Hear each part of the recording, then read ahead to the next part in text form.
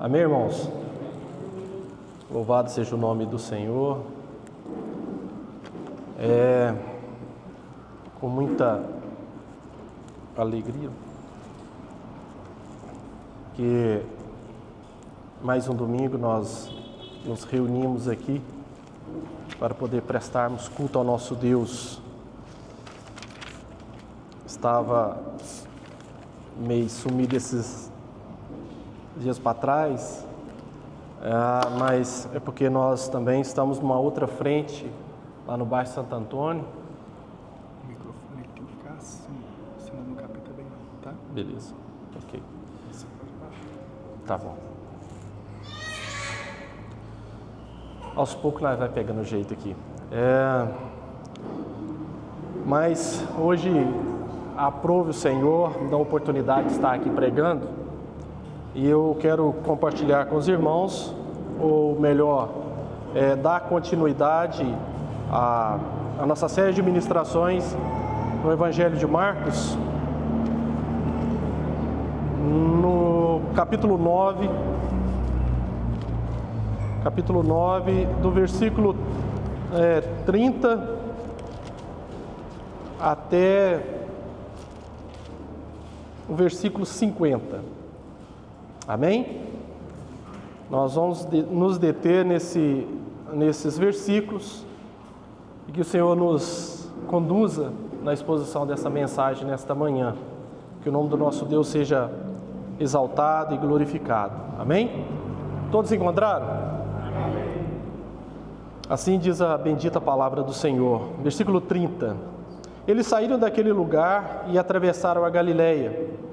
Jesus não queria que ninguém soubesse onde eles estavam, porque estava ensinando os seus discípulos e lhes dizia: o Filho do Homem está para ser entregue nas mãos dos homens, eles o matarão e 3 dias depois ele ressuscitará. Mas eles não entendiam o que ele queria dizer e tinham receio de perguntar-lhe. E chegaram a Cafarnaum. Quando ele estava em casa, perguntou-lhes: o que vocês estavam discutindo no caminho? Mas eles guardaram silêncio, porque no caminho haviam discutido sobre quem era o maior. Assentando-se, Jesus chamou os 12 e disse: se alguém quiser ser o primeiro, será o último e servo de todos. E tomando uma criança, colocou-a no meio deles, pegando-a nos braços, disse-lhes: quem recebe uma destas crianças em meu nome, está me recebendo. E quem recebe, não está apenas me recebendo, mas também aquele que me enviou. Mestre, disse João, vimos um homem expulsando demônios em teu nome e procuramos impedi-lo, porque ele não era um dos nossos. Não impeçam, disse Jesus. Ninguém que faça um milagre em meu nome pode falar mal de mim logo em seguida. Pois quem não é contra nós está ao nosso favor. Eu digo a verdade, quem der um copo de água a vocês em meu nome, por vocês pertencerem a Cristo, de modo nenhum perderá a sua recompensa. Se alguém fizer tropeçar um destes pequeninos que crê em mim, seria melhor que fosse lançado no mar como uma grande pedra amarrada no pescoço. Se a mão o fizer tropeçar, corte-a. É melhor entrar na vida mutilado do que, tendo as 2 mãos, ir parar o inferno, onde o fogo nunca se apaga, onde o seu verme não morre e o fogo não se apaga. E se o seu pé o fizer tropeçar, corte-o. É melhor entrar na vida aleijado do que tendo os 2 pés e ser lançado no inferno, onde o seu verme não morre e o fogo não se apaga. E se o seu olho o fizer tropeçar, arranque-o. É melhor entrar no reino de Deus com um só olho do que tendo os 2 olhos ser lançado no inferno, onde o seu verme não morre, o fogo não se apaga. Cada um será salgado com fogo. O sal é bom, mas se deixar de ser salgado, como restaurará o seu sabor? tenham sal em vocês mesmos e vivam em paz uns com os outros. Pode sentar, meus irmãos.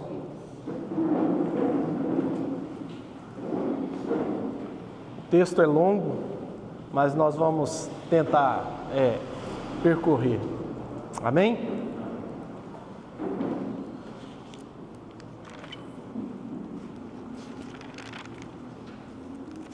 As mensagens que nós pregamos aqui aos domingos é a mesma mensagem que nós pregamos lá no Santo Antônio.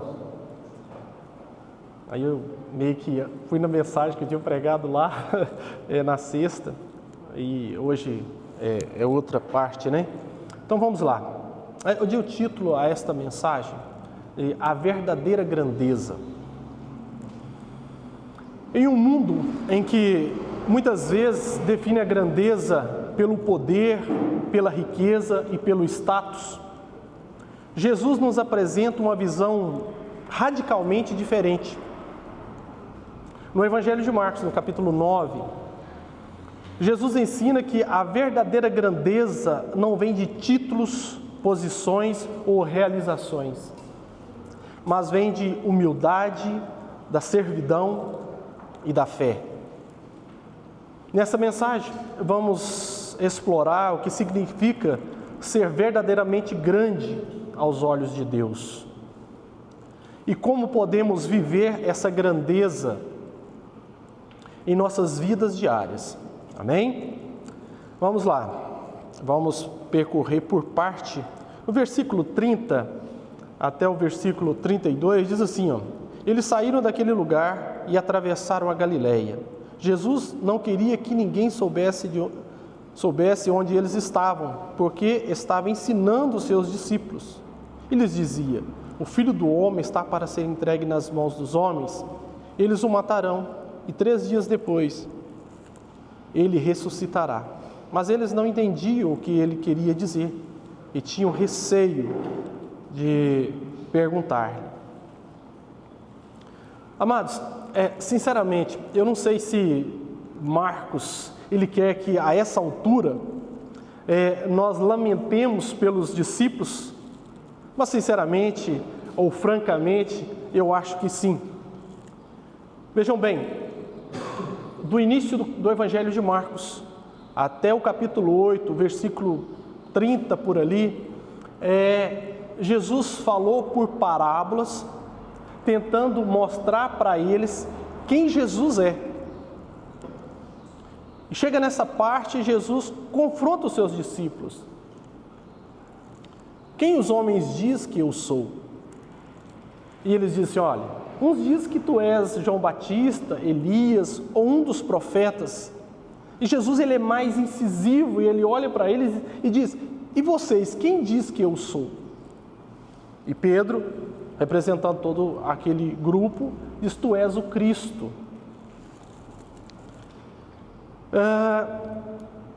Eles não compreendiam bem, o coração deles endurecidos, e nós vemos nas ministrações anteriores, quando Jesus chega num determinado lugar e eles apresentam um homem cego, e Jesus o tira daquele povoado, e Jesus toca em seus olhos, e ele, com o primeiro toque, ele via os homens, mas os via como árvores que andam. E novamente Jesus coloca as mãos sobre os olhos daquele homem e pergunta se ele via, e a visão foi restabelecida e ele conseguia ver bem e distintamente a todos. Estão lembrados? Pois bem, o que o Senhor fez aqui, usa essa parte para tratar da fé deles, da espiritualidade deles, da compreensão que eles estavam tendo do que Jesus estava apresentando sobre si. Quem era Jesus? Então, a princípio, a visão deles eram meio turvas, mas era necessário que eles, não somente eles, mas nós possamos receber toques do Senhor através da sua mensagem, para que a nossa visão ela possa ser clareada e nós possamos ver com clareza o que é o reino dos céus. E nós percebemos que eles não conseguiam entender, porque quando Jesus fala, a partir de agora, ele começa a mostrar qual é o propósito da sua missão. Qual é o objetivo? E aí Jesus fala a respeito que o Filho do Homem deve morrer, será rejeitado pelos líderes religiosos, pelos escribas, pelos fariseus, que ele seria morto e que 3 dias depois ele ressuscitaria. E aí nós vemos Pedro repreender o Senhor: não é bem assim, não é assim, de maneira nenhuma isso vai acontecer com o Senhor. E Jesus olha para os seus discípulos, para aquela multidão, e repreende Pedro, dizendo que ele não estava pensando nas coisas de Deus, mas nas coisas dos homens. E até aqui nesse texto nós percebemos que ainda assim a sua visão, o seu compreendimento não é claro. E por que eles não conseguem entender isso? Às vezes nós não conseguimos compreender de fato como é o reino dos céus. Isso não é um problema exclusivo deles, é seu também, é nosso. Basicamente, irmãos, porque nenhum destino assim poderia ter sido parte do seu plano, da sua compreensão daquilo que o Messias poderia fazer. Eles não aceitavam a ideia de um messiado que passaria por um caminho de sofrimento, de rejeição, de dor e de morte. Vejam bem, para que você possa compreender o que estava acontecendo com aqueles discípulos, vou tentar fazer uma figura de linguagem aqui que você possa compreender. Suponhamos que você gosta de luta de boxe, mas às vezes você gosta de UFC, MMA, futebol, vôlei. E diante da parte mais importante, da disputa mais importante, essa pessoa, ela diz que ela vai fazer esse ato, ou disputar essa partida, ou fazer essa luta com as mãos amarradas ou os pés amarrados. Seria difícil de você acreditar que essa pessoa teria sucesso, ou venceria essa partida, ou essa luta, não é verdade? É mais ou menos isso. Olha, na época, provavelmente nem todos os judeus daquela época criam que Deus enviaria um Messias. Provavelmente nem todos criam nisso. Exatamente como muitos de nós não acreditam que Jesus vai voltar. Porque os nossos pais ouviram de seus pais, e os seus pais ouviram de seus pais, que ouviram de seus avós, e nós estamos aqui há mais de 2000 anos, ouvindo que Jesus vai voltar, e até hoje Ele não voltou. Muitos naquela época também acreditavam que Deus não enviaria um Messias, devido à situação que eles vinham enfrentando. Mas ninguém cria que, e se quando Deus enviasse, Ele teria de sofrer, ou mesmo ainda morrer. Não é verdade? Então era muito difícil para eles aceitar o que Jesus estava mostrando, como seria a conquista desse reino, a implantação desse reino. Por isso a mente deles era meia complicado. Era inconcebível para eles um Messias ou um Messiado que tivesse que trilhar esse caminho mesmo de rejeição, de sofrimento, de dor e de morte. Era inconcebível para eles. Talvez eles tenham o mesmo problema que nós temos, de esquecer as coisas muito rápido. Talvez eles não se lembravam do que o profeta Isaías disse a respeito do servo sofredor. Isaías 53, vocês estão lembrados? Isso foi dito muitos séculos antes.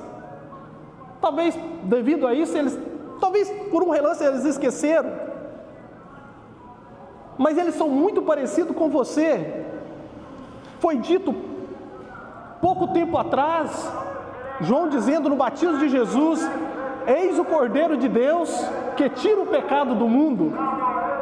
E eles não se lembravam. Exatamente como você, que não se lembra do que foi ministrado no domingo passado.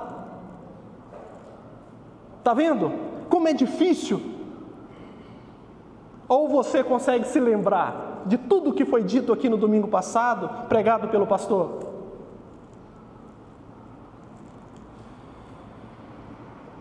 Nós temos essa dificuldade.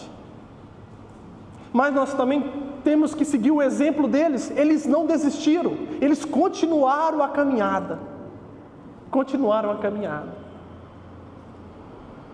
Jesus aos poucos ele vai mostrando e é assim que é a nossa vida.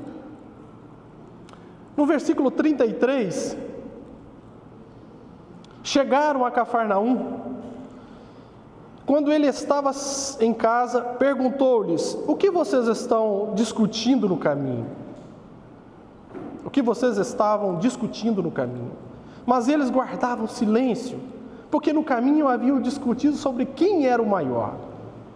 Assentando-se Jesus, chamou os 12 e disse: se alguém quiser ser o primeiro, será o último e servo de todos. E tomando uma criança, colocou-a no meio deles, pegando-a nos braços, e lhes disse: quem receber uma destas crianças em meu nome, está me recebendo. E quem me recebe, não está apenas me recebendo, mas também aquele que me enviou. Jesus, ele identifica aqui, meus irmãos, algo que é muito corriqueiro no nosso meio, ou nos nossos dias. Eles estavam preocupados com status, com o que eles haveriam de ganhar. Exatamente isso. Eles estavam preocupados com status e com o que eles poderiam ganhar pelo fato de estar andando com Jesus ou fazer parte dessa comissão que Jesus escolheu. Meus irmãos, se estivermos pensando que pelo fato de seguir Jesus, vamos aumentar o nosso prestígio, o nosso senso de valor próprio, que é tão valorizado nos nossos dias, nos dias de hoje, facilmente nos conduzirá a um senso de narcisismo, que o Evangelho existe para nos fazer sentir melhor, ou nos sentir bem. Quantos líderes que nós vemos que se beneficia do Evangelho ou da posição de liderança para se sentir bem, para ter status e poder? Se eu pedisse para você levantar a mão aqui, todos levantariam a mão e citariam 2, 3 ou 4 ou mais. Mas isso não é o mal somente dos líderes. Isso também é o mal dos cristãos comuns, que não fazem parte da liderança. Quantas pessoas fazem parte de algumas comunidades pelo status que essas comunidades lhes dão? Quantos irmãos fazem parte dessas comunidades porque os seus relacionamentos ali são relacionamentos sodomitas? Há algo que eles podem ter por eles estar ali fazendo parte daquela comunidade, que não tem nada a ver com o reino dos céus. Nós temos que tomar muito cuidado com isso. Muito cuidado. Mas estes líderes, irmãos da grande assembleia, da igreja corporativa, de um modo geral, estes provavelmente não conseguiram ouvir o que Deus está nos dizendo. Eles só entendem parte da mensagem, só a parte que eles querem entender. Somente isso. Você ouve do que está sendo pregado, ensinado, somente aquilo que te serve, somente aquilo que te agrada. Que às vezes, não, isso foi legal, me motivou. Mas a outra parte você não compreende. E no caso aqui, Jesus é o Messias. Então, no caso deles, eles pensando, nós somos cortesões reais em potencial. Isso é o que eles pensavam. Se Jesus é o Messias, nós somos cortesões reais em potencial. Eles, vejam, como a compreensão deles é tardia, de compreender o que Jesus está mostrando e ensinando para eles. Assim como a nossa. Lembra quando eu disse que você não se lembra do que foi pregado domingo passado? Mas eu digo que não pode desistir, você precisa permanecer constantemente. Você não pode parar de ler a Bíblia. Por quê? Às vezes eu leio, mas eu não entendo o que eu estou lendo. Eu não compreendo. Ainda assim, não pare. Observe, algo muito interessante aqui.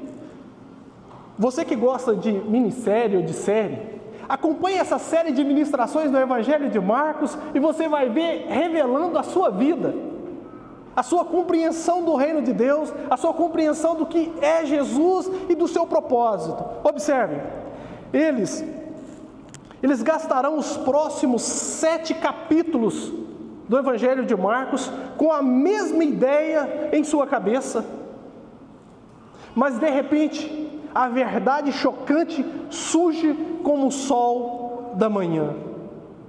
Às vezes você não compreende hoje o que você leu ou o que você vai estar ouvindo, mas num determinado momento, bum! O Espírito Santo de Deus age na sua mente, ele traz clareza e compreensão, assim como aconteceu com eles. Continua conosco nessa caminhada, ouvindo a série de ministração sobre o Evangelho, e você vai ver a sua vida sendo revelada domingo após domingo. Bum! Daí a pouco você compreende. Isso é maravilhoso, é desafiador. No domingo que vem eu vou estar aqui de novo, porque eu quero entender o que vai ser dito domingo que vem. Isso é prazeroso, isso traz alegria. Eu quero compreender, você não fica louco que o outro capítulo daquela série lance logo para você assistir? Tem esse mesmo desejo de conhecer o que o Senhor está dizendo sobre si mesmo e revelando quem você é, meu irmão. Amém? E aí Jesus, ele pega para tentar sacudi-los de seu pensamento confuso. Jesus, mais uma vez, usa uma criança como curso ou como recurso de seu ensino.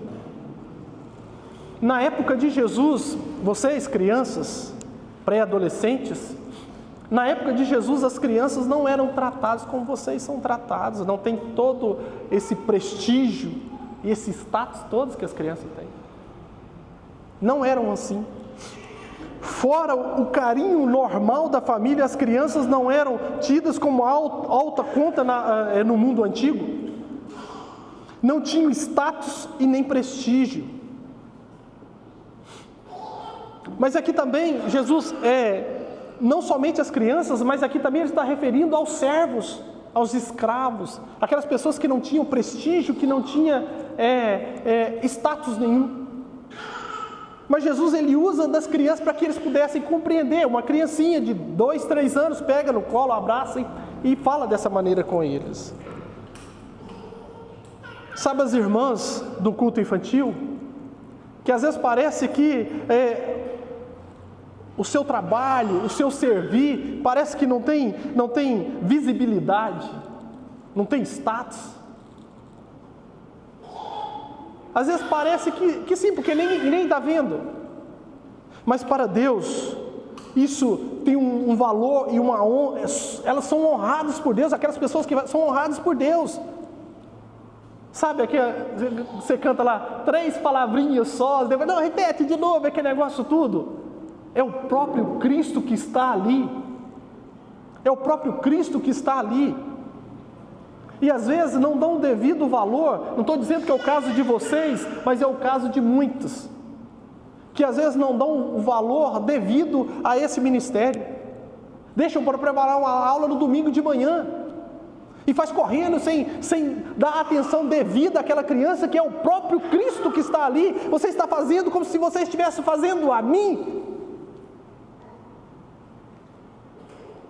Você desejar, meu irmão, um cargo, fazer parte do louvor, porque dá visibilidade, você dar uma aula, você pregar, você estar numa posição de destaque, ou você ser mesmo até um pastor, isso não é um problema. Você deseja almejar essas coisas, sim, você tem que se preparar para isto, mas isso não pode ser um fim em si mesmo. Você não pode usar disso para trazer prestígio para você, você não pode usar disso para trazer status para você. Jesus, ele nos adverte Em Mateus capítulo 7, versículo 22 e 23, que muitos naquele dia me dirão: eu preguei em teu nome, eu expulsei demônios, eu profetizei, eu operei maravilha, fiz um monte de coisas.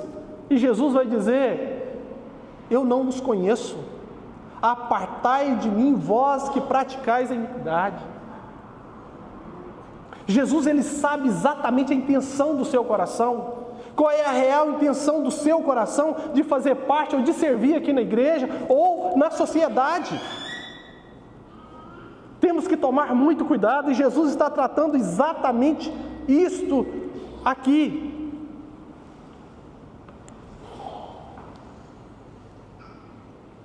Vamos dar continuidade. No versículo 38, Jesus diz assim: mestre,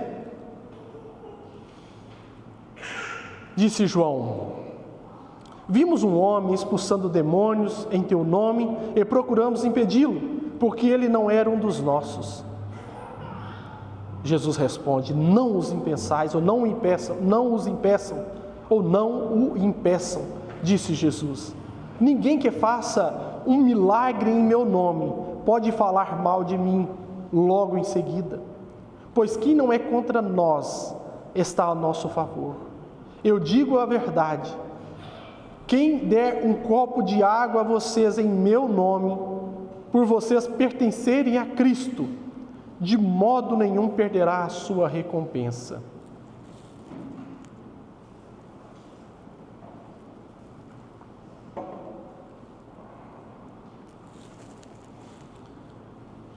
Amados, Jesus, ele tem uma lição muito importante aqui para os seus discípulos.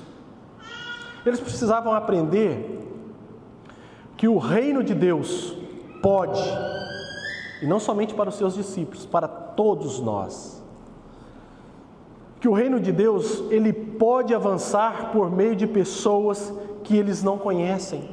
O reino de Deus, ele pode ser dilatado, ser proclamado por pessoas que não fazem parte da nossa comunidade, que não fazem parte da Igreja Redenção, de pessoas que nós nem conhecemos.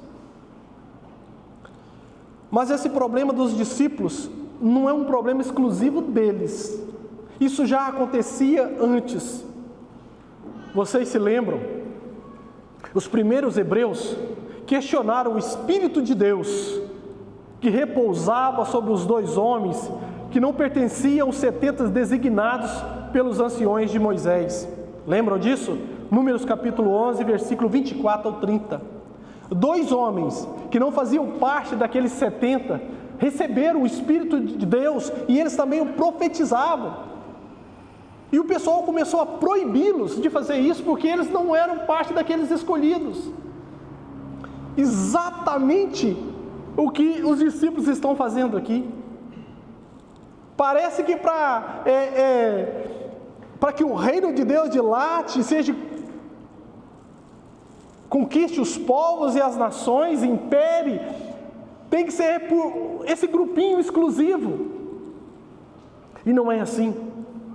A história começa com João, filho de Zebedeu. Vejam, a atitude elitista dele. Olha, ele começa, João dizendo: vimos um homem expulsando demônios em teu nome e procuramos impedi-lo porque ele não era um dos nossos. A atitude elitista de João em relação ao exorcista, que não é mencionado o seu nome aqui no texto, repete uma atitude similar de sua parte quando ele e Tiago, seu irmão no caso, queriam chamar fogo do céu sobre aqueles samaritanos inóspitos. Lembram? Eles depois chegam até o Senhor, no caso Tiago e João, pedindo um lugar de destaque quando o Senhor estabelecesse a sua glória, o seu reino, um à sua direita e outro à sua esquerda. Então, o que nós entendemos aqui é que esse nossos aqui não é um nosso no grupo dos 12, mas é um nosso que inclui somente Tiago. Ele era um cara muito elitista, ele não pediu para os 12, ele pediu para eles. Ele e o irmão dele. Está entendendo? Amados, João não considera o seu chamado como discípulo como um chamado para servir, mas como um direito de privilégio e de exclusão. Isso é algo que acontece nos nossos dias. Vejam, quando foi fundada a Igreja Redenção, muitas pessoas se opuseram. Pessoas dizem que o pastor da Igreja Redenção nem o Espírito Santo de Deus tem. Outros se opunham mesmo, isso aí é só fogo de palha. Lá que surgiu o primeiro probleminha, eles desanimam. E às vezes o desânimo, a canseira, faz parte mesmo da nossa caminhada. E às vezes parte de outros irmãos, isso aí é só para aparecer, é só para chamar a atenção, é só para ter prestígio e status. Nós começamos um trabalho no Santo Antônio. E às vezes tivemos resistência. Resistência por parte daqueles que deveriam fazer. O texto aqui mostra que eles estavam proibindo. Olha que coisa absurda. Leia o texto e veja que coisa absurda. Eles estavam proibindo um homem de fazer aquilo que pouco tempo atrás eles não conseguiram. Lembra do filho do homem que era epilético, que era lunático, que o Espírito lançava o fogo, a água para o matar, e eles não conseguiram expulsar o demônio daquele rapaz? Eles estão proibindo uma pessoa que está fazendo aquilo que eles não conseguiram fazer. E Jesus fala assim: não os proíba, não os proíba. Às vezes o que o irmão lá está fazendo é o que você não conseguiu fazer, ou que você não dá conta de fazer. No caso deles, é porque eles queriam fazer sem oração, sem uma vida de santidade, por isso não conseguiu expulsar o demônio. Às vezes criticamos demais o outro que está fazendo, porque a nossa vida de oração e de santidade, de ser aplicados nas disciplinas espirituais, está um fracasso. E aquilo que você não dá conta de fazer, você está proibindo o outro de fazer. O que está acontecendo aqui é exatamente isso, uma coisa absurda, proibindo uma pessoa de fazer aquilo que você não deu conta de fazer. Isso acontece com a gente. Se todos nós tivéssemos uma vida verdadeira, sincera, de oração e santidade, jejum, oração, leitura da palavra de Deus, vocês não têm noção o que seria o reino de Deus nessa terra. Mas nós somos negligentes demais. É mais fácil proibir o outro ou criticar o outro do que ser verdadeiramente membro desse reino ou se comportar como tal. Versículo 39: não o impeçam, disse Jesus. Ninguém que faz um milagre em meu nome pode falar mal de mim logo em seguida. Pois Jesus aqui nesse versículo, irmãos, ele está assim, ó, Jesus, ao contrário de João e dos discípulos, esperavam, Jesus e os discípulos esperavam ordená-los a proibir, ele ordena-os a não proibir o exorcismo itinerante, que eles não impeçados a ele. Veja, quando ele diz, não parem essas pessoas. Qualquer pessoa que haja em nome de Jesus recebe o poder de Deus. Qualquer, sem exceção, qualquer pessoa que age em nome de Jesus recebe o poder de Deus. E todos que recebem o poder divino não podem descartar nem negligenciar levianamente a sua vocação. Então você, meu irmão, minha irmã, que tem o poder de Deus aí em você, você que é habitado pelo Espírito Santo de Deus, não descarte, não negligencie levianamente, não se acomode, não fique na sua zona de conforto. Fazer a obra de Deus não é só vir aqui aos domingos de manhã e prestar culto ao Senhor.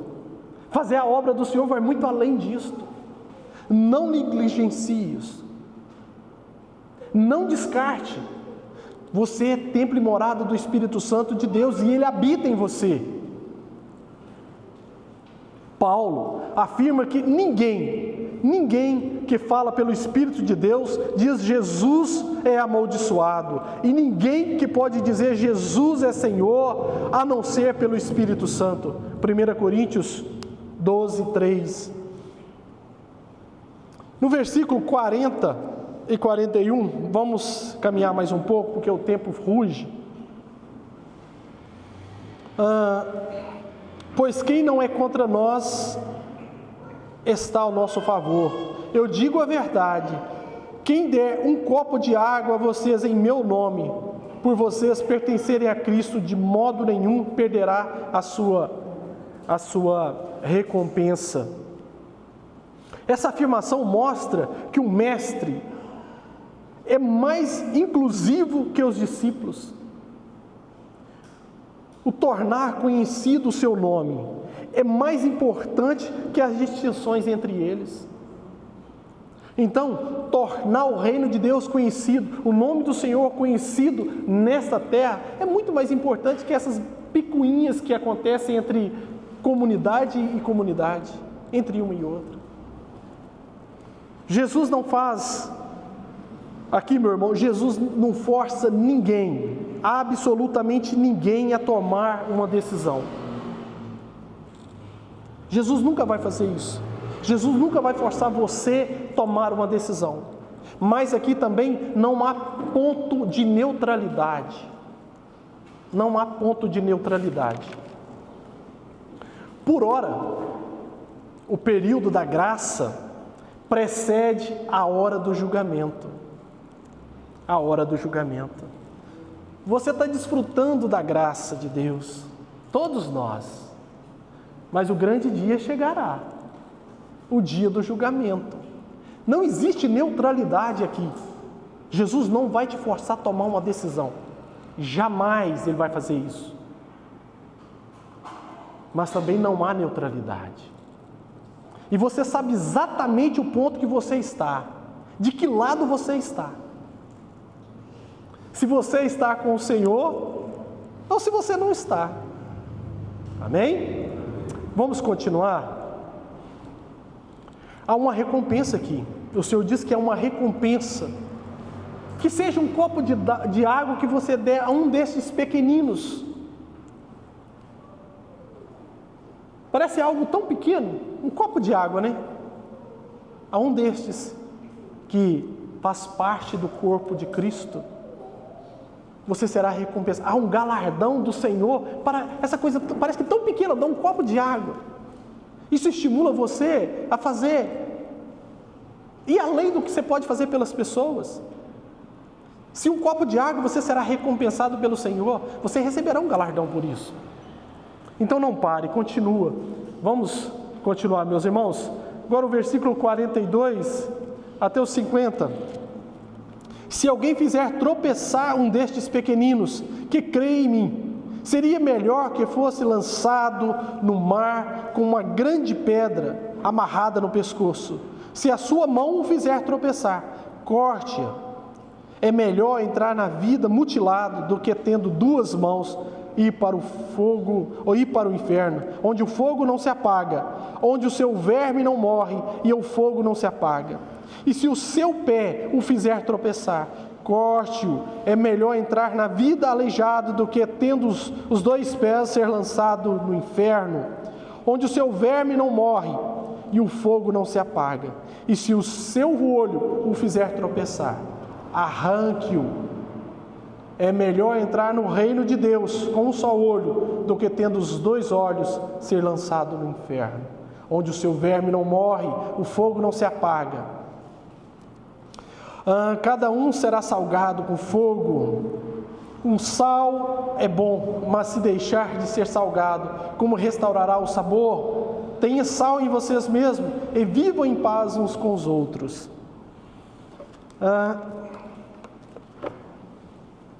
Aqui, meus irmãos, aqui nós vimos um sério alerta contra o inibir, causar dano ou destruir a fé dos discípulos simples sem proeminência.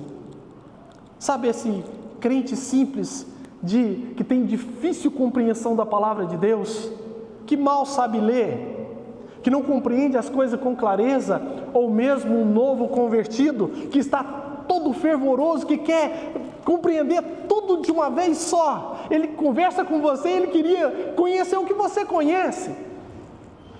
Jesus, ele está fazendo um alerta muito grande aqui, em inibir, causar danos ou destruir a fé desses discípulos. A instrução para arrancar parte do corpo que leva a pessoa a tropeçar não deve ser levada ao pé da letra. Amém? Porque tanto o masoquismo quanto a mutilação do corpo, com exceção da circuncisão, eram tabus no judaísmo. No entanto, o fato de que um dito não deve ser levado ao pé da letra não o diminui, nem minimiza a sua importância. Na verdade, o ensino é testificar que Deus é mais importante até mesmo que aquelas coisas mais indispensáveis para nós. Nem mesmo as coisas que valorizamos muitíssimo, como os olhos, as mãos e os pés. Os olhos, as mãos e os pés, ou o que quer que seja, que exija lealdade suprema, não são a vida. O reino de Deus é vida, aonde nesta vida deve ter permissão para impedir, irmãos, o reino de Deus é vida, e nada nesta vida deve ter permissão para impedir um indivíduo de entrar no reino de Deus.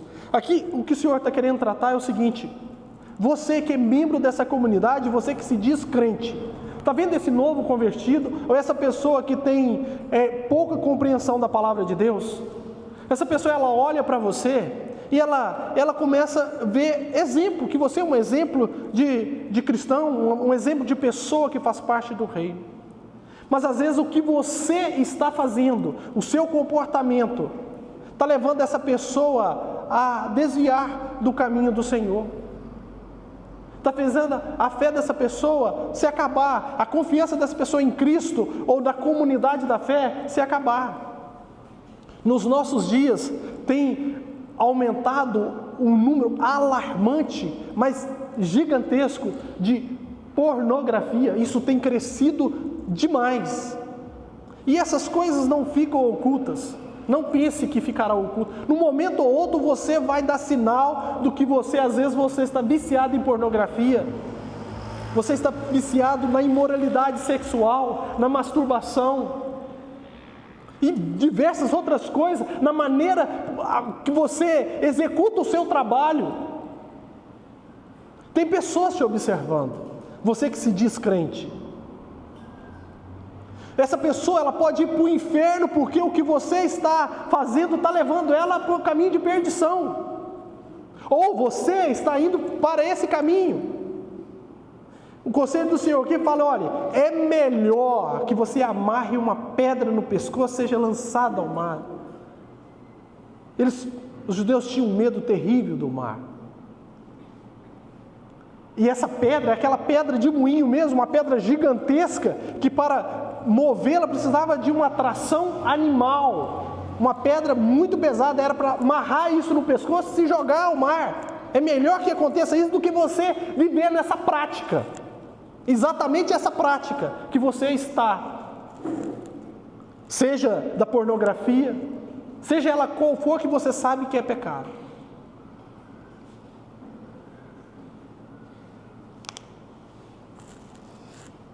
Amados, a escolha é literalmente entre o reino de Deus e o fogo que nunca se apaga.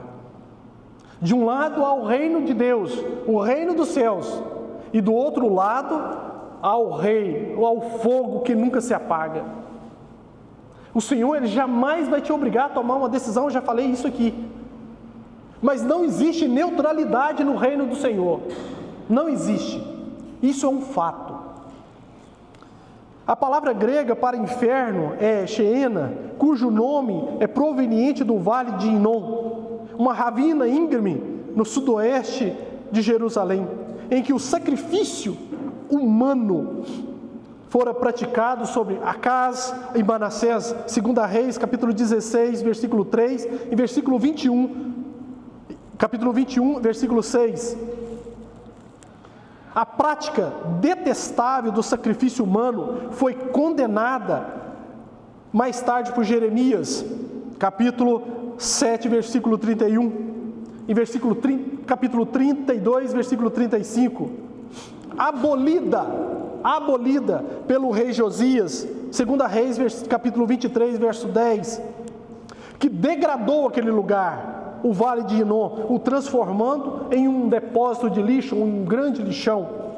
Ali era depositado os dejetos de Jerusalém, das cidades, mas também ali era jogado cadáveres de malfeitores. Por isso, essa alusão ao fogo que nunca se apaga, que colocar o fogo sobre aqueles lixos que era jogado ali, e a podridão, a decomposição daqueles cadáveres. Muitas aves de rapinas por ali, um fedor terrível. Por isso essa alusão, um bicho que nunca se acaba. Constantemente tinha cadáver, então o bicho não acabava, certo? Quem imaginaria que tarefas simples e mundanas, tanto de capacitar um cristão na fé, quanto de obstruir o caminho deles, tem consequência no destino eterno de pessoas.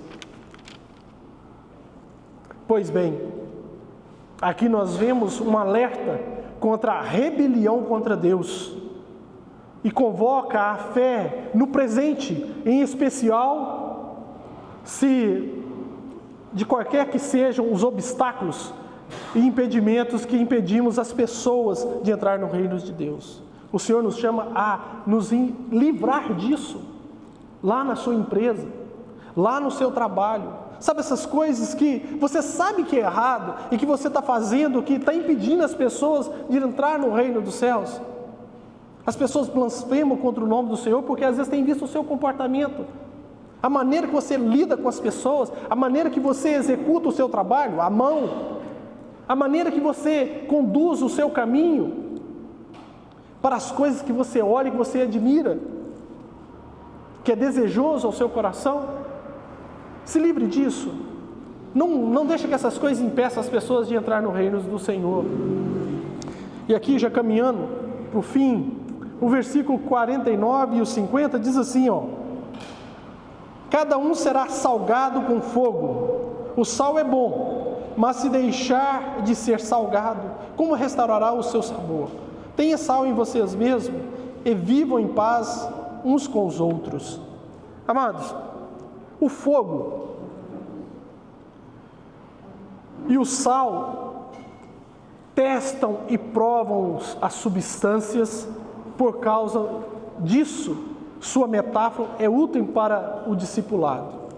O sal e o fogo prova as coisas, as substâncias, e por isso é usado como metáfora. Mas aqui tem algo interessante, porque o que Jesus está tratando aqui é a respeito do sacrifício que acontecia no templo. O fogo quando era oferecido o boi, o cordeiro, o cabrito, as aves, o fogo tinha que consumir todo esse sacrifício. Você pode consultar isso no livro de Levítico, capítulo 1, se eu não me engano. E o sal, ele tinha que fazer parte também do sacrifício. Aí já está em Levítico, capítulo 2. Então, por isso, essa metáfora de usar o fogo e o sal. O fogo aqui no versículo 49 não é mais um fogo de perdição, como no versículo 48, mas de purificação. Os discípulos têm de permitir o sacrifício inerentes no seguir Jesus para purificar as suas vidas. Nós devemos, irmãos, permitir. Vejam, no contexto do presente texto que nós estamos lendo, o fogo e o sal parecem ser símbolos de tribulações e custos do discipulado. Vejam, as adversidades da vida, as tribulações, o sofrimento, isso é visto como esse fogo purificador de aperfeiçoamento, ok? Para ser discípulo de Jesus é preciso uma vida de entrega por completo, por toda a vida, de toda a vida. Seguir Jesus é uma entrega por toda a vida. Você que é muito nova, a entrega a Jesus é para a vida toda, entendeu? O caminhar é por toda uma vida, essa entrega tem que ser por toda a vida. Esse é o sentido do fogo e do sal aqui. Amados, na linguagem do sacrifício, vejam, tem de ser totalmente consumidor, intenso, senão não vale a pena. O fogo consumia aquele sacrifício intensamente. Então, nesse contexto de sacrifício, essa caminhada com Cristo tem que ser intensa. Tem que ser intensa, senão não vale a pena. Não tem como você ser crente hoje e amanhã não é mais. Não tem como você estar fervoroso hoje na presença do Senhor e amanhã... Ô irmão, estou precisando de oração porque eu acho que eu nem crente sou. Não é assim. No entanto, não nos consome nem a frustração, nem o fracasso, pois as tribulações tornam o nosso caminhar santo e agradável a Deus. Isso não nos consome. A gente vai estar passando por um negócio terrível que está nos consumindo mesmo. Sabe aquela tribulação e aquela luta terrível que você está enfrentando? Isso não vai te consumir. Isso é agradável a Deus. Deus está tratando com você, Deus está te aperfeiçoando, Deus está te purificando. Isso é agradável a Deus. E aqui o caminho para o final. A disposição dos discípulos para suportar a vergonha e a dificuldade por Cristo é um reflexo do sofrimento redentivo ou redentores de Cristo e uma esperança para o mundo. Há muitas pessoas que não são crentes, mas eles estão presenciando exatamente esse sacrifício, esse sacrificar seu a Cristo, esse sacrifício vivo que você apresenta ao Senhor constantemente, diariamente. Isso é agradável a Deus e isso traz esperança para esse mundo perdido em caos. Portanto, meu irmão, minha irmã, crianças, vale a pena. Vale a pena. Precisamos ser mais intenso e intencional nesta obra. Amém? E quero te lembrar, não existe neutralidade. Ok? Fique de pé, vamos orar.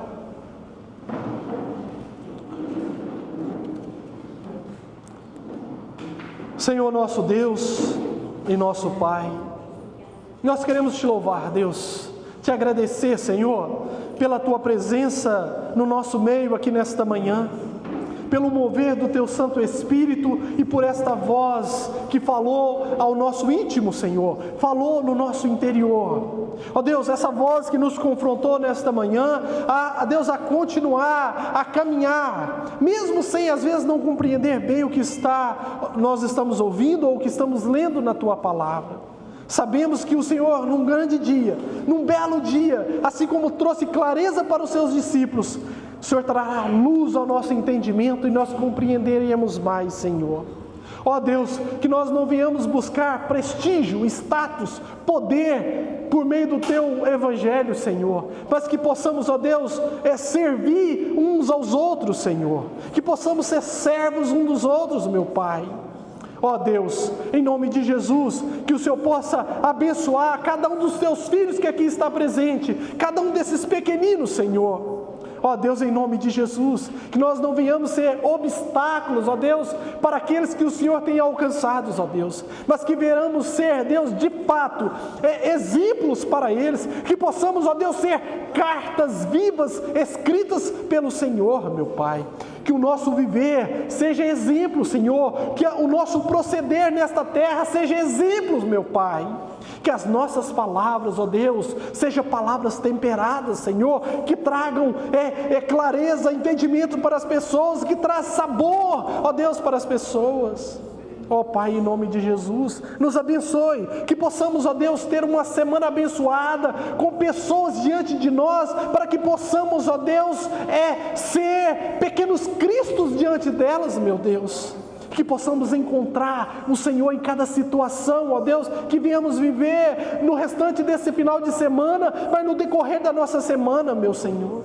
Que a nossa tomada de decisão, ó Deus, seja para o Teu reino, que nós venhamos sair desse ponto de neutralidade, que possamos, ó Deus, desejar Te servir, ó Pai. Que não venhamos buscar, ó Deus, exclusividade para a nossa comunidade, mas que venhamos ser uma comunidade que anuncie um evangelho para todos, não somente para a nossa cidade, mas para o mundo todo, meu Senhor. Por isso nos capacita, nos ajude, ó Deus. Esse é o nosso desejo e essa é a nossa oração. Ergam as tuas mãos, meus irmãos, que o amor de Deus, que a graça de nosso Senhor Jesus Cristo e as doces consolações do Espírito Santo esteja sobre cada um de nós. Quem crê, eu digo amém. Amém. Amém. Glória a Deus. Louvado seja o nome do Senhor. Vão em paz, meus irmãos. Tenham uma boa semana.